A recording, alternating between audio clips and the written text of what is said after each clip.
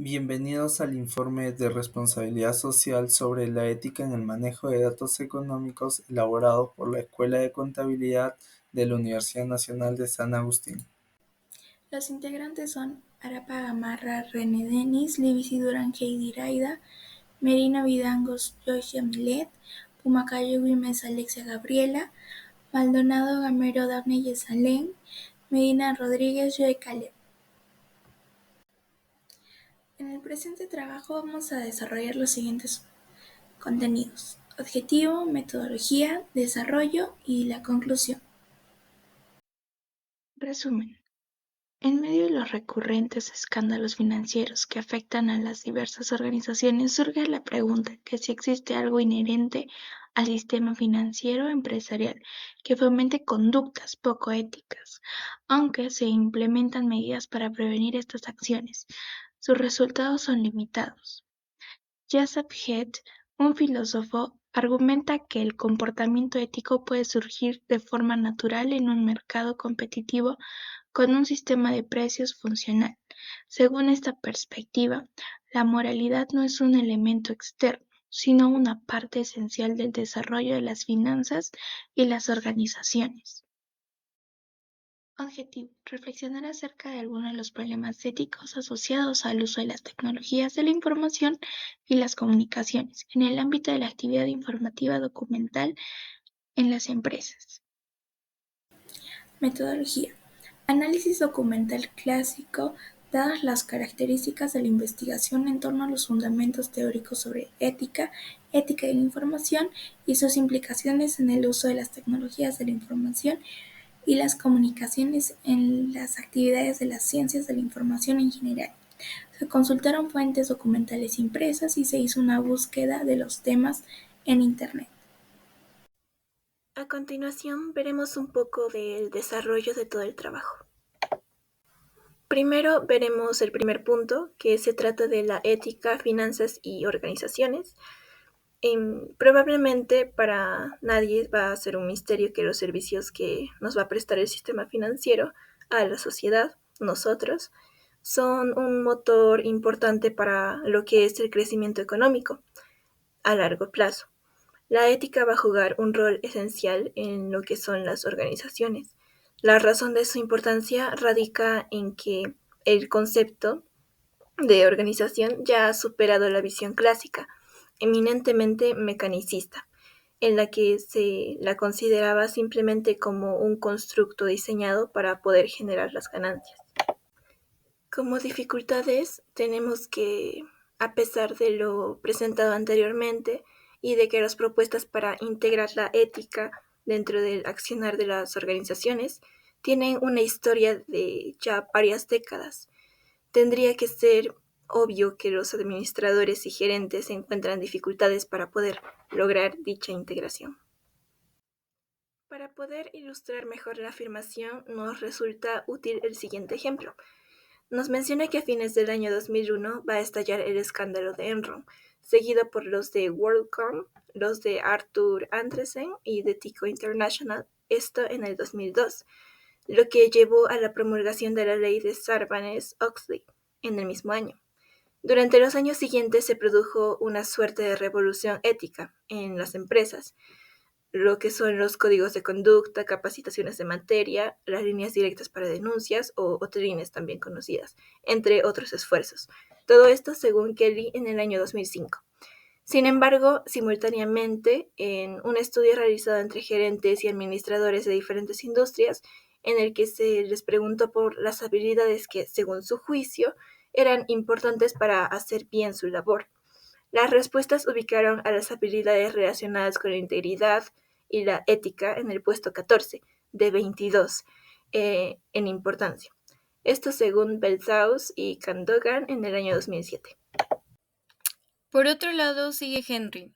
Los campos altamente tecnificados como las finanzas tienden a ser considerados como moralmente neutros. Podemos pensar en la ingeniería, por ejemplo, para entender cómo las decisiones que implican conocimientos técnicos profundos pueden ser desprovistas de implicancias éticas. Finalmente concluye que las finanzas presuponen que las personas son oportunistas, racionales y maximizadoras de beneficios. por lo que un comportamiento centrado en generar la mayor cantidad de dinero, al ser natural, no debería traer ninguna implicancia moral, como diría Boyatzsche en 2014. Se trataría simplemente de personas racionales siguiendo incentivos. Dilemas éticos de la información en el nuevo milenio. El antes. Hasta no hace mucho tiempo, quizás un poco más acá de la década de 1950, la ética de la persona encargada de los datos económicos se medía en primer lugar por la cultura general que poseyera. Debía tener el hábito de la lectura, comprensión, análisis y dominio absoluto de su información, que le permitiera analizar los documentos de su fondo sin necesidad de consultar tantas fuentes externas. Estos servicios tradicionales se caracterizaban por el respeto al usuario, el rigor y el alto nivel profesional. Los principios éticos de las personas encargadas de brindar los datos eran inviolables. Primaba la cortesía y el espíritu de entrega para satisfacer plenamente a los usuarios y brindar servicios de calidad. El ahora. Hoy la actividad de información ha cambiado y junto con ella sus profesionales que han tenido que asumir nuevos retos: el manejo de grandes volúmenes de información, la diversificación de las fuentes, lo cual exige diferentes formas de organización y de gestión de la información, y el aprendizaje constante debido a la velocidad del cambio. En medio de este panorama reinante, condicionado por los avances de la humanidad, surgen problemas como el acceso desigual a la información, la deshumanización de la actividad de información y la protección de la privacidad. Estos constituyen algunos de los problemas éticos llamados ética de la información, que hoy llaman a la reflexión, porque repercuten en la sociedad. La ética de los negocios. Una definición de lo que se entiende por ética de los negocios fue propuesta por Hoffman y Moore. Según los mencionados autores, la ética de los negocios sería un proceso disciplinado de reflexión normativa en referencia a la naturaleza, significado y contexto de los negocios. Una de las tareas de este proceso de reflexión normativa, por ejemplo, implicaría analizar si determinadas decisiones y acciones gerenciales son morales o no. Lo que se esperaría entonces de la ética es que pueda proponer acciones concretas que permitan a los directivos de las organizaciones identificar y evitar comportamientos inaceptables o inmorales. Stark, en 1993, afirma que los especialistas en ética de los negocios están desconectados de la realidad de la gestión empresarial. Los gerentes, según Stark, requieren de soluciones para el problema esencial de cómo equilibrar las demandas éticas con las realidades económicas, cuando aparecen conflictos entre ellas. Sin embargo, la premisa principal de muchos especialistas en ética de los negocios suele ser que una decisión gerencial no puede ser ética a menos que sea completamente desinteresada, cosa que entra directamente en conflicto con la búsqueda del propio interés, aunque sea el interés ilustrado, que está detrás de, por ejemplo, el concepto de responsabilidad social corporativa. De esta manera, al analizar las decisiones empresariales, resulta estéril y por lo tanto sostiene que no es de extrañar que los gestores acaben ignorándola del todo, llevando esta premisa al extremo, donde el comportamiento de un gerente no podría ser ético si la organización para la que trabaja lo premiara por tomar decisiones éticas, lo cual generaría una evidente contradicción.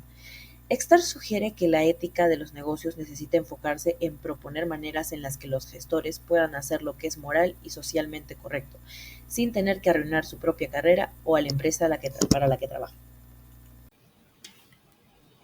La posición de Stark, que duda cabe, generó una gran sacudida en los especialistas en ética de los negocios, y las publicaciones en respuesta a dicha posición no se hicieron esperar.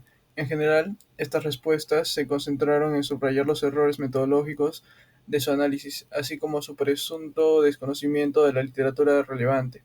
Sin embargo, al menos algunas de estas reacciones tuvieron un enfoque más proactivo y reconocieron la necesidad de contar con herramientas realmente aplicables que ayudarán a lidiar con las dimensiones morales de las situaciones que los gerentes y administradores enfrentan a diario.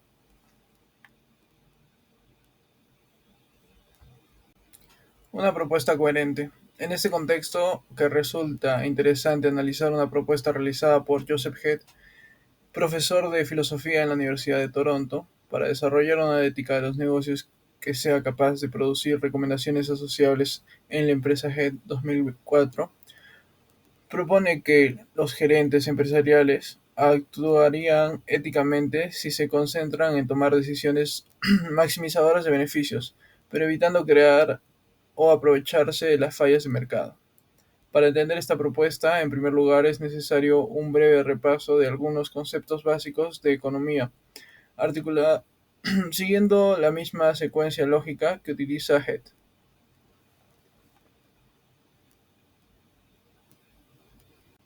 Una propuesta coherente.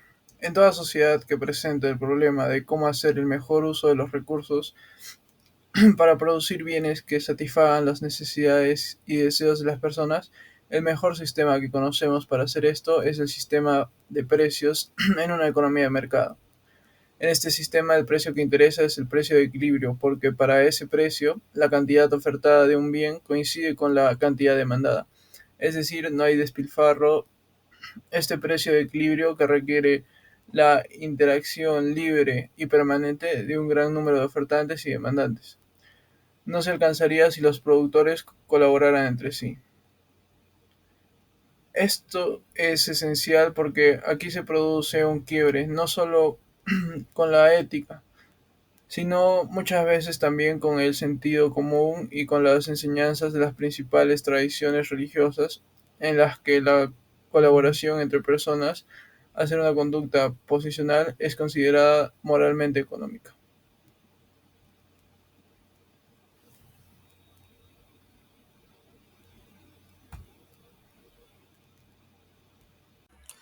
El siguiente y último eslabón de esta cadena sería preguntarse cómo es que podemos asegurar que se genere esta necesaria competencia. La respuesta es recurrir al interés propio y en concreto a la búsqueda de beneficios. En conclusión, necesitamos que los gerentes y administradores de las empresas se enfoquen en obtener beneficios, porque ello es una condición sin ecuación para el correcto funcionamiento del sistema. Hasta aquí podemos ver que cualquier propuesta para una ética de los negocios no puede estigmatizar la búsqueda de beneficios en la empresa. Tampoco es necesario que la encomiende, puesto que en términos sencillos permite la búsqueda de beneficios es el precio que tenemos que pagar para que el sistema de asignación de recursos y lo consecuente satisfacción de las necesidades de las personas funcionen efectivamente. Sin embargo, esta no es la única condición, es necesaria que se produzca una situación de competencia perfecta, en la que los participantes deban tener un libre acceso a información completa y simétrica, no se deban producir externalidades ni barreras de entrada o salida sin costos de transacción, por citar algunas condiciones adicionales. Siempre que no se cumpla algunas de estas condiciones, nos encontramos ante una falla de mercado.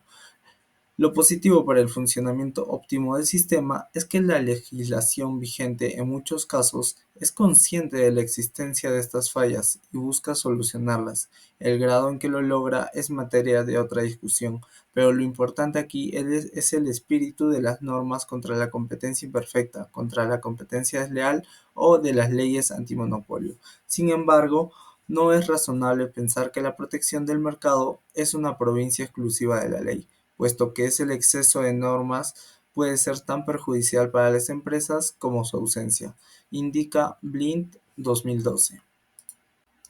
Es en este apartado entonces en donde es necesaria la actuación de la ética de los negocios y es por ello que la propuesta de Head es tan interesante. En su investigación, Head en 2004 hace una reinterpretación de una aseveración hecha por Milton Friedman en un controversial artículo de 1970 publicado en el suplemento dominical del New York Times para establecer que una propuesta como la suya no es nueva.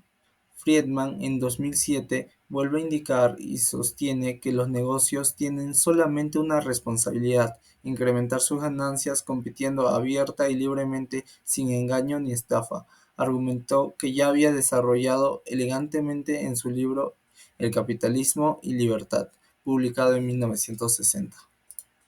¿Esta idea acaso descontextualiza respecto a lo que Friedman pretendía afirmar?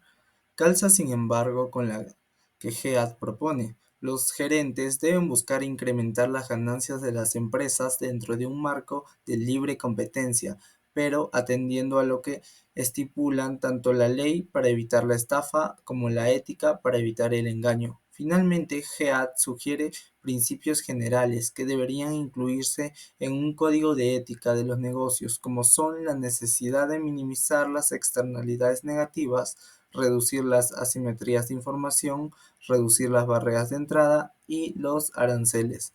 No oponerse a la regulación que busca corregir imperfecciones de mercado y en general evitar comportamientos oportunistas que perjudiquen el stakeholders de la empresa. Sin duda, no propuestas ambiciosas, pero apunta en la dirección correcta. A partir de ellas se pueden obtener guías prácticas de comportamiento para una mejor gestión, una gestión ética de los negocios. En conclusión, los administradores financieros encuentran en los códigos de conducta una herramienta valiosa, especialmente para la negociación en mercados financieros. La teoría del mercado eficiente, propuesta por Eugene Fama en 1970, sugiere que los precios de mercado eficientes reflejan toda la información relevante posible. Sin embargo, estudios recientes cuestionan esta hipótesis, señalando que los precios solo reflejan información histórica, lo que genera asimetrías de información y posibles fallas de mercado. Esto plantea dilemas éticos sobre las acciones de los agentes que aprovechan estas fallas para obtener ganancias legales, pero inmorales. Surge la necesidad de revisar los códigos de conducta financiera para abordar estas cuestiones y analizar su impacto en el sector y en la naturaleza de la bolsa de valores como instituciones. Muchas gracias, ese ha sido todo nuestro trabajo sobre el tema la ética en el manejo de datos económicos.